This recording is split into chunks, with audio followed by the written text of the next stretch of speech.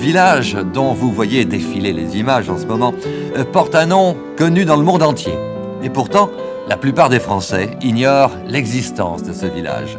Son nom, Camembert, dans l'Orne. Eh oui, Camembert, en effet, c'est d'abord une commune d'une centaine d'habitants seulement, nichée au cœur du pays d'Auge, à quelques kilomètres de Vimoutiers. C'est elle qui a donné son nom au plus célèbre des fromages français, parce que c'est ici qu'il fut inventé, comme me l'a expliqué Madame Danielle Courtonne, cultivatrice à Camembert. C'est vraiment ici qu'a été inventé le camembert, hein, Madame Courtonne. Camembert, la propriété, quand vous voyez la stèle de Marie-Arelle, vous voyez une maison en colombage. Oui. Et c'est là où habitait Marie-Arelle. Qui a la première fait le camembert. Oui. Et qui s'appelait, à l'époque, elle ne l'appelait pas camembert, elle. Comment? C'est sous Napoléon que c'est la grand-mère de mon mari qui lui a raconté ça, qu'il appelait le fromage franc. Oui. Et alors elle en a offert un et on lui a dit mais d'où il vient? Alors il vient de Camembert, mais pourquoi pas l'appeler Camembert? C'est Napoléon III qui aurait donc baptisé si on peut dire, le Camembert du nom du village. Du nom du village. Voilà. Oui. Et alors vous avez pris la suite de Marie-Arelle. La suite de Marie-Arelle, oui. Si et dans votre ferme, vous aussi, vous continuez à faire le camembert à la méthode d'autrefois. Comme le faisait Marie-Arelle. Comme le faisait Marie-Arelle. Mais vous êtes une des rares fermière à faire encore vous-même le camembert. Oui, maintenant ça diminue de plus en plus. Les jeunes ne veulent plus. C'est trop prenant.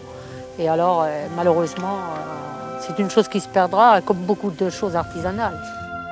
Et maintenant, on retrouve Madame Courtonne dans sa cuisine pour la recette du poulet Vallée d'Auge. Madame Courtonne, pour préparer un poulet comme celui-là à la façon Vallée d'Auge, qu'est-ce qu'il faut réunir?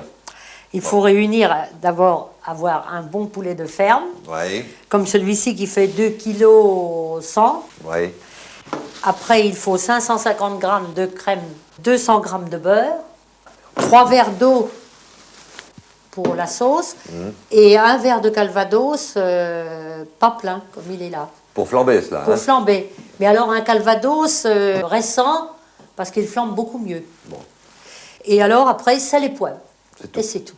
Quelle est la première étape maintenant? Le découpage du poulet. Oui, opération difficile? C'est-à-dire quand on a l'habitude de couper un poulet cuit, c'est plus facile qu'un poulet cru. Bon. Enfin, on connaît les joints, on arrive à couper. Allez-y. On peut faire combien de parts dans un poulet comme celui-là?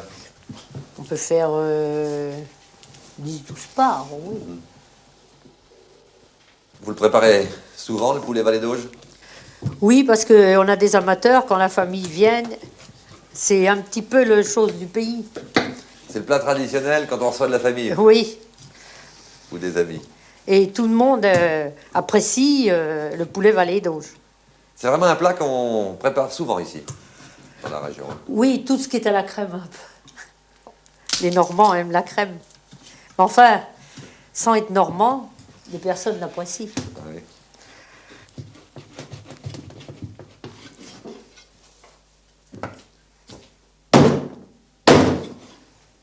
C'est plus facile quand même comme ça. Hein? Ah oui. Parce que la partie carcasse est beaucoup plus dure. Et voilà. Coupé. Le voilà coupé. Alors, maintenant, qu'est-ce qu'ils vont devenir ces morceaux de poulet? Eh bien, je vais prendre une casserole. Je vais mettre mon beurre à fond dedans.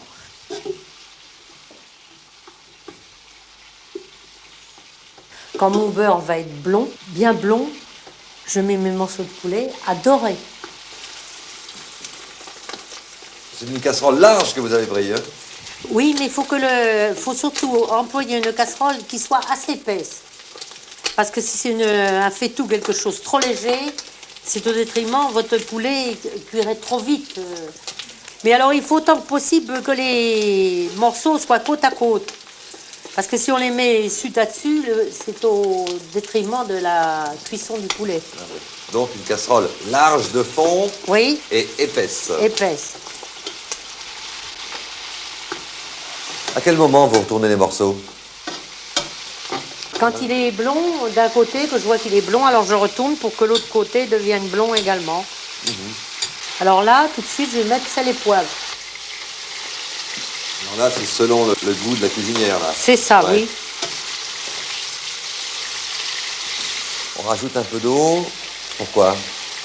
Alors pour l'eau, il faut qu'il y ait le fond de la casserole. Simplement. Oui, que votre poulet ne soit pas noyé dans l'eau. Pour que ça vous fasse une bonne sauce. Alors maintenant, je vais pouvoir mettre mon eau. Donc on met l'eau quand les morceaux sont Quand blonds. les morceaux sont tous blonds. Et alors là, vous voyez, je prends un verre, comme ça on voit plus la quantité exacte qu'il faut que je mette. Vous voyez, 3 verres d'eau, ça suffit. 3 verres d'eau suffisent. Très bien.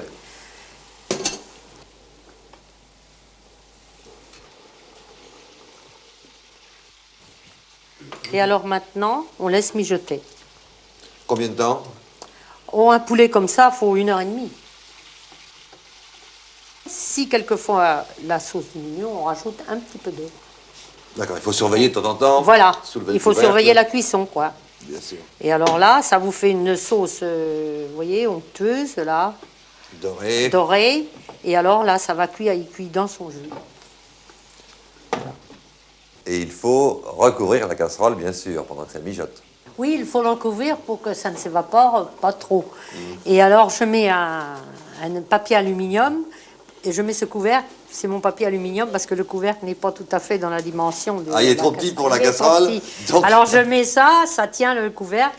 Mais alors, si par hasard, vous avez trop de sauce quand votre poulet est cuit, vous découvrez qu'il vous fait perdre un peu de sauce. C'est tout hasard. Il faut que vous ayez très très peu de sauce, ça à peu près de sauce dans le fond de votre casserole. Quand C'est vous ajoutez la crème et quand vous le flambez. Ouais, il ne faut pas qu'il y ait trop de sauce. Pourquoi? Qu'est-ce que ça ferait sinon? Ah ben ça vous ferait une sauce trop claire et ça ne serait pas si bon.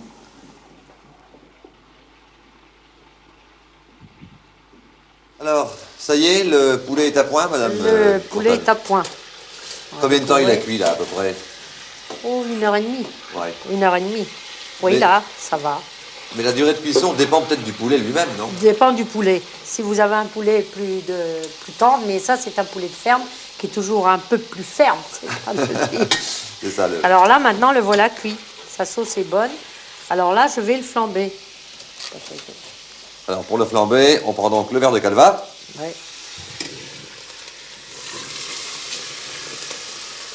Et voilà.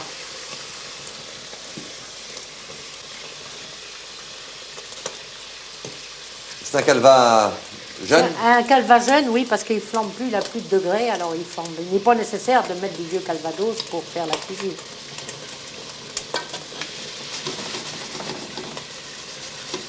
Voilà, le voilà flambé. C'est indispensable Alors- de flamber le poulet, Valet d'Auge. Ah oui, parce que vous avez dans votre crème, vous avez le goût du calvados. Ah, qui C'est reste. pourquoi on appelle ça le poulet Valet d'Auge. Et alors, maintenant, qu'est-ce que vous allez faire? Il faut que j'enlève mes morceaux. Je vais prendre un plat et Ouais. enlever mes morceaux.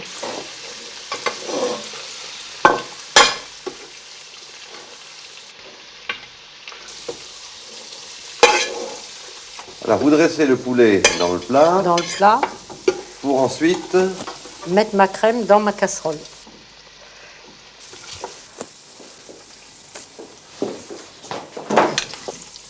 Vous en mettez beaucoup de crème. Ah oui, parce que mais si vous voulez manger de la sauce avec le poulet, il faut que je mette beaucoup de crème. Et encore, je ne sais pas si j'en ai assez là, vous voyez. Et pourtant, il y a un peu plus de la livre, là. Hein? Vous voyez, Ouais. il faut bien ça parce que chaque convive mange. La sauce est très bonne et Chaque convive veut beaucoup de crème. surtout qu'il est accompagné avec des pommes vapeur. Et alors, on en mange aussi sur la pomme, sur la pomme de terre.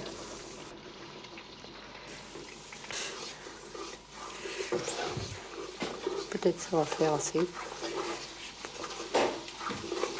Ça pour vous dire assez là.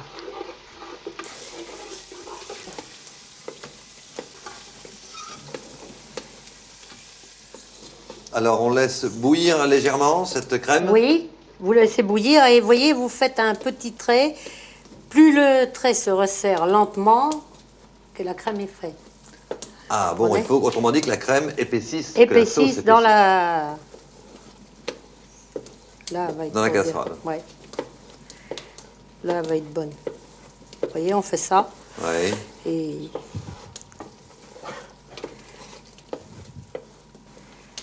Non. Vous voyez, ça fait un petit sentier, si on peut dire. Ouais. Là, c'est signe que Ouais, la sauce est à point. La sauce est à point. Qu'est-ce que vous faites maintenant? Alors maintenant, je verse tout sur mon poulet.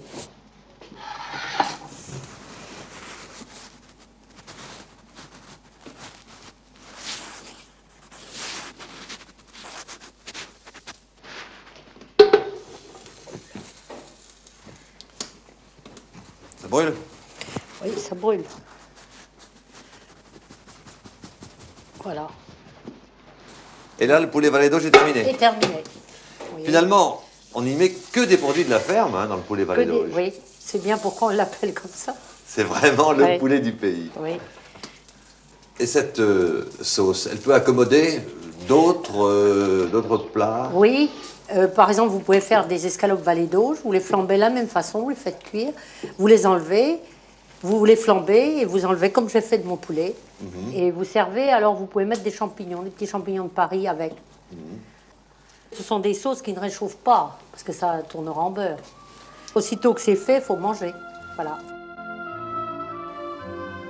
J'ai tenu à profiter de ma visite chez Madame Courtonne pour apprendre aussi comment on fabriquait le camembert fermier, parce que c'est quelque chose qu'on ne verra bientôt plus. Alors, suivons-la dans sa laiterie. Comment ça se prépare le camembert? Eh bien, c'est-à-dire qu'il faut faire chauffer le lait. Et alors, quand il se trouve à 28, 29, 30 degrés, voire plus, là, on le tire et on le met dans des cuves.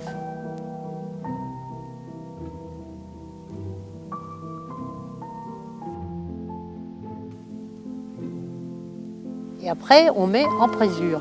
Qu'est-ce que c'est la présure? La présure, c'est une chose qui sort de l'estomac du veau. Mais alors, c'est amélioré, on a ça dans les laboratoires. Et puis, alors là, je mets en présure et là, on attend. Ça dépend de l'acidité du lait. S'il y a beaucoup d'acidité, il prend beaucoup plus vite que s'il y en a moins. Et ensuite? Alors ensuite, on met en moule. Quand le petit lait, le sérum commence à monter sur la cuve. Et puis, alors on met 4 louches, je mets 4 louches, le moule est donc plein. J'attends et je remets après 2 louches. Ça fait 2 litres et quart pour un camembert.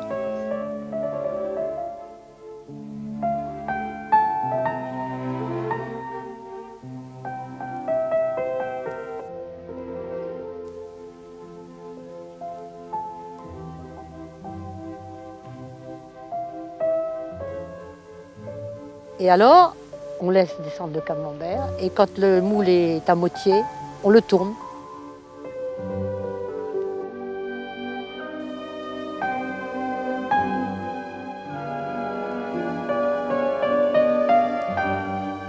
Et on le laisse, on le plaque avec une plaque de façon que quand on ne sommes pas auprès la nuit, qu'il ne fasse pas une courbe dans le milieu, qu'il ne s'enfonce pas dans le milieu. Et puis après, bon, des moules. On taille les petites imperfections du camembert. Après, on sale, quand la salaison, le temps est venu. Et puis après, on met le pénicillium, c'est-à-dire pour faire pousser la fleur du camembert. Lorsque tout de suite vous avez vu le salage, alors une fois qu'ils sont salés, nous les montons au haloir. Et alors, voilà les fromages que nous venons de monter qui n'ont pas de fleurs du tout. On n'y touche pas. Et quand il est bien, qu'il a bien son champignon, après on les retourne. Alors voilà le stade. Vous voyez, ceux-là par exemple, vous voyez ça, c'est un fromage qui est bon presque à emballer. On les emballe qu'au bout de 10-12 jours. Il ne faut pas emballer avant. Et il est bon à la consommation encore au moins 12 jours après pour que vous ayez un fromage crémeux. Par exemple, ceux-là, ce sont des fromages qui ont été loupés parce qu'il y a eu un manque de chauffage.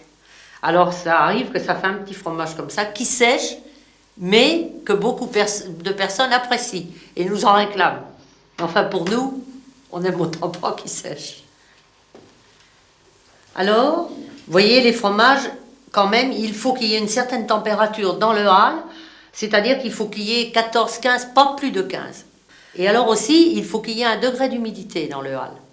C'est-à-dire qu'il faut qu'on ait 90 d'humidité. C'est primordial, ça. Alors, si on n'a pas assez d'humidité, on arrose un peu par terre. Et si on en a trop, on met un peu de sueur pour manger l'humidité. Mais c'est encore rentable de faire son camembert à la ferme? Oui, ça prend beaucoup de temps, comme je vous ai dit, mais c'est tout de même rentable. Des jeunes qui voudraient s'attaquer et le faire, moi j'estime que ça c'est valable. Surtout sur camembert. Les gens préfèrent remporter un fromage de camembert. Le samedi, au week-end, il y a beaucoup de clients qui viennent nous voir. Et j'ai des Américains, j'en ai qui l'ont emporté en Côte d'Ivoire, au Venezuela. Ah bon, ça voyage aussi bien que ça, le camembert? Oui. Alors, ils m'envoient des cartes et le camembert est arrivé aussi délicieux qu'en France. Voilà. Et vous êtes les seuls actuellement oui. à camembert? Ah oui, on est les seuls à camembert, ça, il n'y a pas de doute. Et après, donc, un poulet Vallée d'Auge, hein, Madame Courton. Ah, Rien là, ne vaut c'est une un bon question de camembert voilà. de Madame Courton. Ah oui, je sais pas.